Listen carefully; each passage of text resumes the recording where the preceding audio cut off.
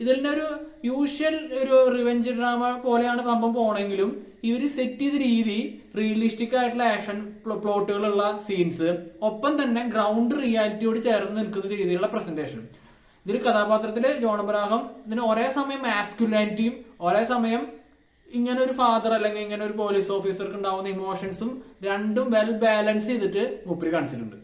അത് ജോൺ അബ്രഹാത്തിന്റെ ആ ഒരു എന്താ പറയാ ഹീറോ സൈഡും നോർമൽ ഒരു ഹ്യൂമൻ സൈഡും രണ്ടും നല്ല രീതിയിൽ ബ്ലെൻഡ് ചെയ്തിട്ടുണ്ട് മൂപ്പര്.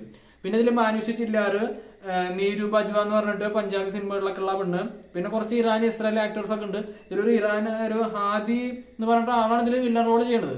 ആൾ അത്യാവശ്യം നമുക്കൊരു വില്ലൻ ദേഷ്യം വരുന്ന രീതിയിൽ ആൾ തോന്നുന്ന രീതിയിൽ ആള് പ്രസന്റ് ചെയ്തിട്ടുണ്ട്. പിന്നെ ഇവർ പല സീനുകളിലും ജോൺ അബ്രഹാമിന്റെ കഥാപാത്രം ഇറാന്റെയും ഇസ്രായേലിന്റെയും ആൾക്കാർ അവരുടെ ഇടയിൽ എന്താ പറയാ ആ ഒരു കോൺഫ്ലിക്റ്റിന്റെ ഇടയിൽ ഇവന്റെ വ്യൂ പോയിന്റ് പ്രസന്റ് ചെയ്യണതൊക്കെ നമുക്ക് കാണാൻ സാധിക്കും.